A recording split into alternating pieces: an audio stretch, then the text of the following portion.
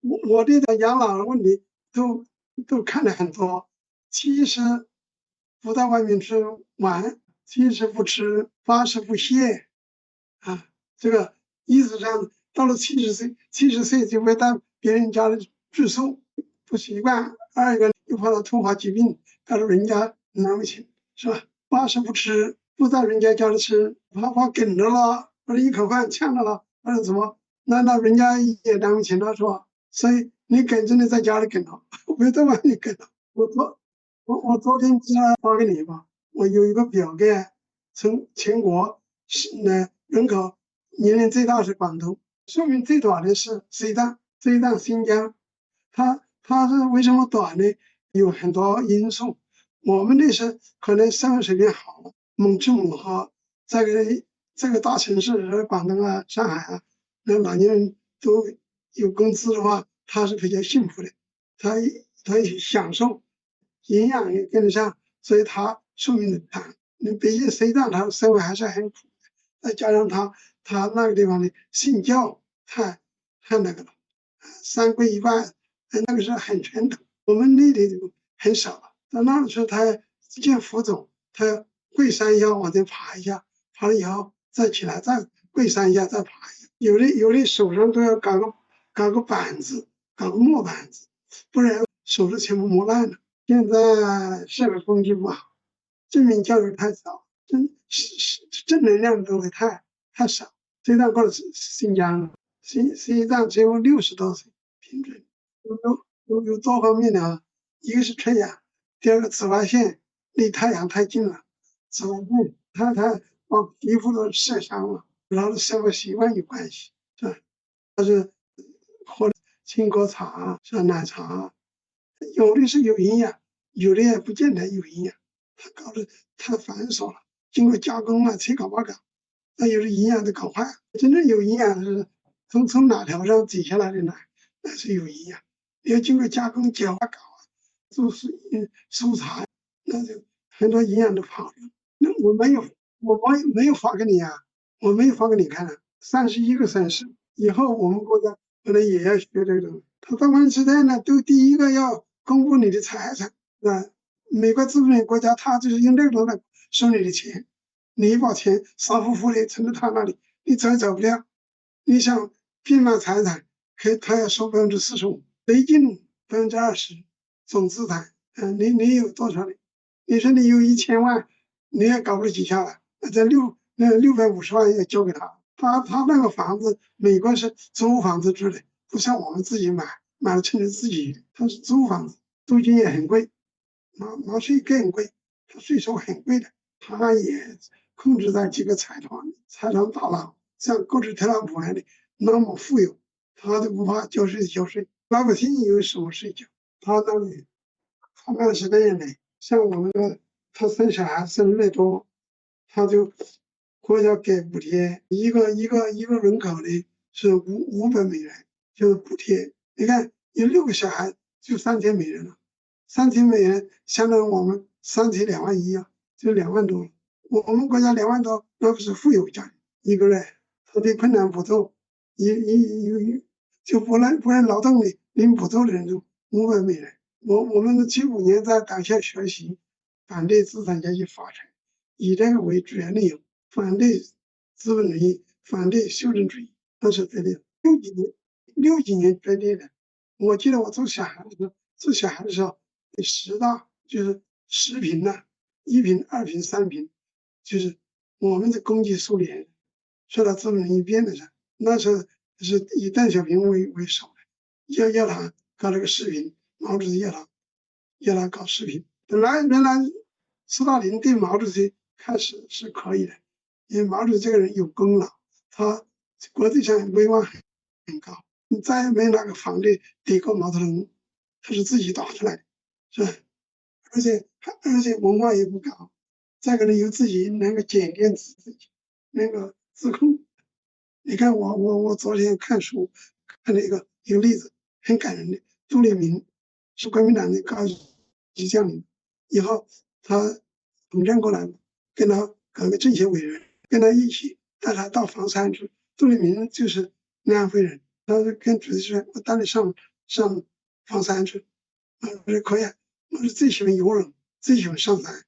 他体质好，能吃苦，他就跟他去了。去了以后，山上没有路的，没有公路，没有车子，要亲自跑，要跑到岭，那是很累很累。像杜立明就跟别急，我会叫人给你送上来。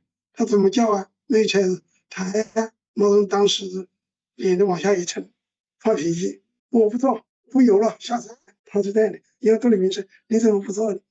我毛泽东啊，骑在人民头上作威作福啊，还要人家抬我啊。”他说：“那个这样自控，你现在跟不一样，做好玩了，人家抬我就做了，是吧？”他就想到老百姓，所以我从这个层面来看，毛泽东自控能力相当的强。自从以后就房山登房山的时候，再也没有人抬轿子，没有人抬轿子。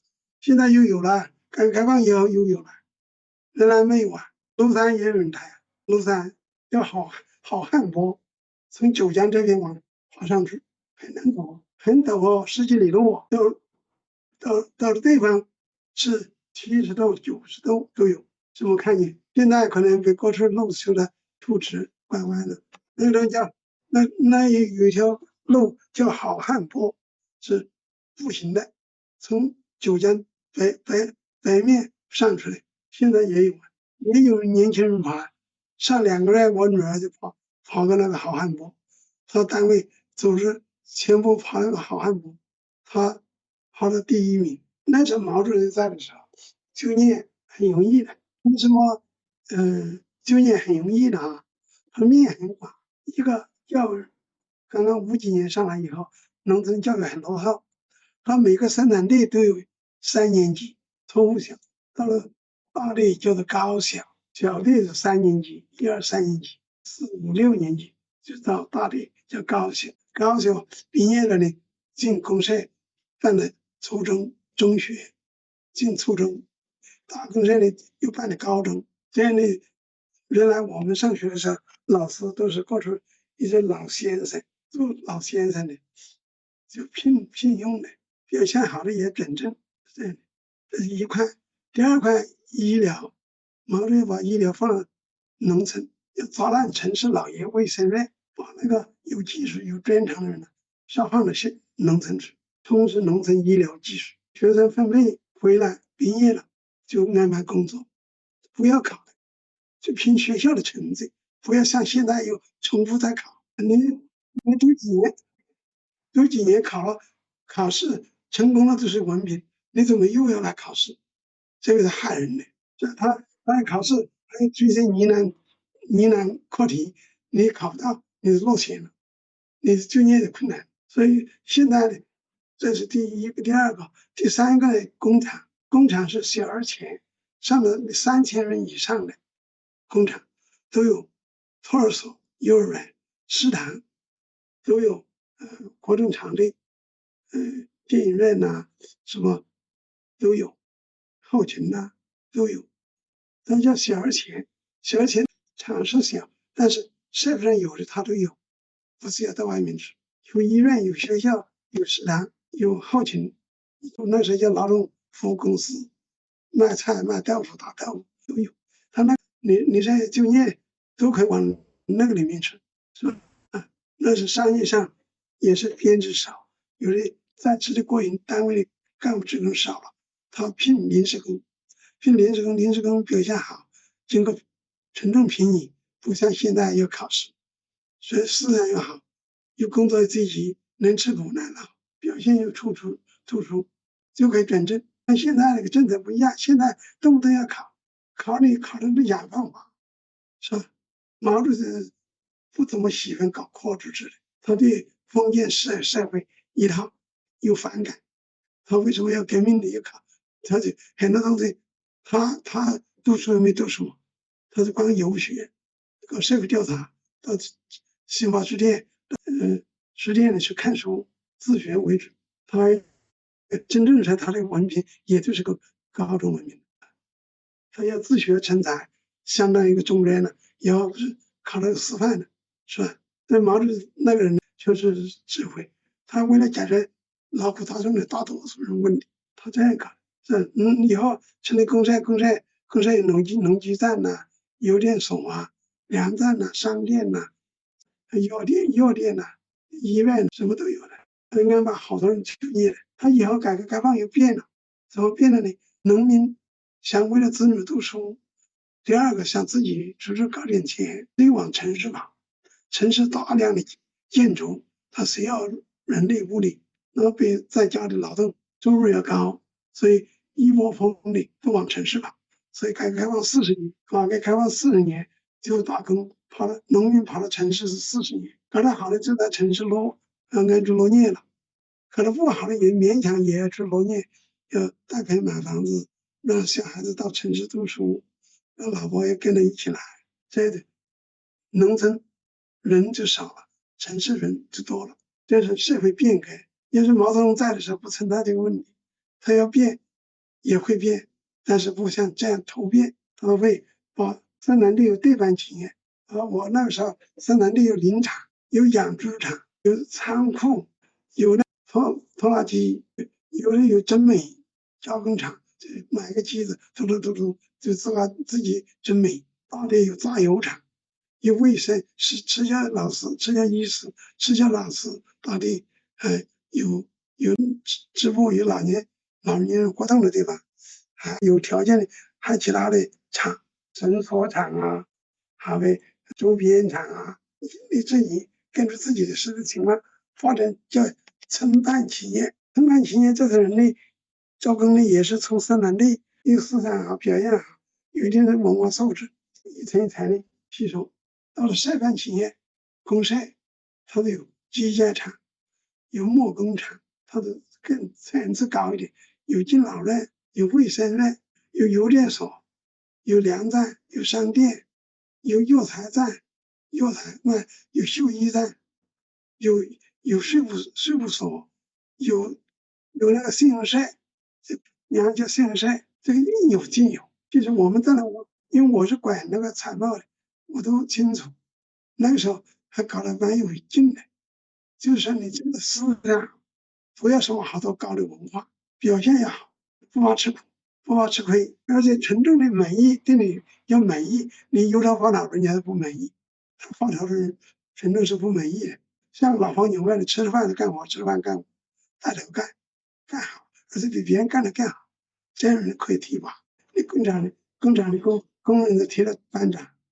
班长呢，他提了车间主任，车间主任呢提了副厂长、厂长，那是根据年龄、根据实践来的。你管得住这一门事，就叫你管。整个社会是很庞大的。我这说是一个小的方面，是不是？还有学校玩小，那个当时方方面面都好，有党政军民学党委，有工会，有青年团。有妇联，他这个机关单位党政城就是各负其责，他是分明把口，一直管着生产力。他那时候体制不像现在没把扶持一把抓，一个党委书记什么都放屁的管。但是我们这样说，习主席这方面是跟毛泽东不能比，他是欠缺了。他什么东西拼命讲话，讲多了言多深浓，不能那样的，要改变工作方法。要很多东西让别人去做，别人做的不对，你要指出来。他不听，你可以催他指，可以免了，对不对？建办企业那时候县里面要有5小企业：小化肥厂、水泥厂、农机厂、机械厂、制造厂。这是我所知道的啊。也有加工农产品的毛纺厂，有周边厂生产出口，有时候出口纯内销。也做农民用的那个斗鸡啊，那什么东西是吧？制造厂的翻砂、鳖乳啊、犁头、草发了，那都是制造厂生产，它要负责本县的供应，是吧？很多小厂，这样的就是县里的企业就到乡下去招工，招那种思想好、表现好的积极分子，或者是替补证人组成的工厂，那也很有活力。不是那以后改革开放，我总觉得有的东西太过火，有的有利润可占的，效益相当好的，群众思想也比较放心的，都愿意以厂为家，以厂为家，过去提倡以厂为家，像我们商业上以店为家，以所为家，都是要提倡这个思想。现在哪有家不好就走了，有本事的考出往外分出去，不好又走，它不稳定。所以现在就成了个专家治国，要靠群众治国，群众不跟你卖力，不跟你把基础打牢，你这个国家很松散。所以那个钻空子里，为什么拖到这呢？是没有人管他，没有人监督他，没有人跟他提意见，人家提意见，他知道他打击报复，那种恶性循环，不是良性循环。他人民公社一大二公呢，他突出一个公字，人民公社是大，有的是5、6个乡合并，有几万人口，他都大。公呢就是合理，经济收入分配没有什么太高的。如果你家里有3个劳动力，你肯定得的工分的多，你过年分的红也多。那时候有个劳动的原则，就是各尽所能，按劳分配，不是，这是社会主义制度。共产主义就叫各尽所能，按需分配，你需要什么分配什么。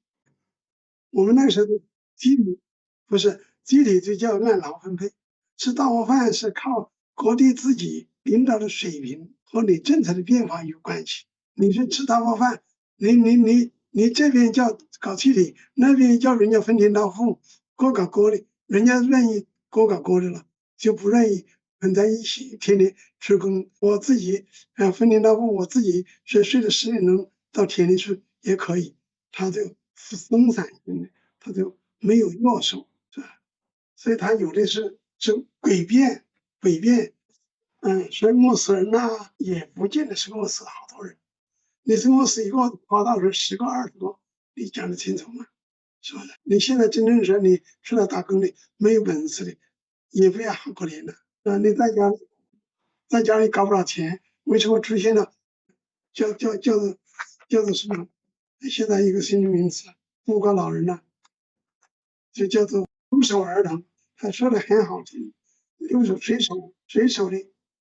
就是老人家守了，又是父母守了，是吧？他说的很好听，实际上这个政策不到位了，你这个教法都是错误的。留守，你叫老人守那个小孩，是吧？亲人都走了，是吧？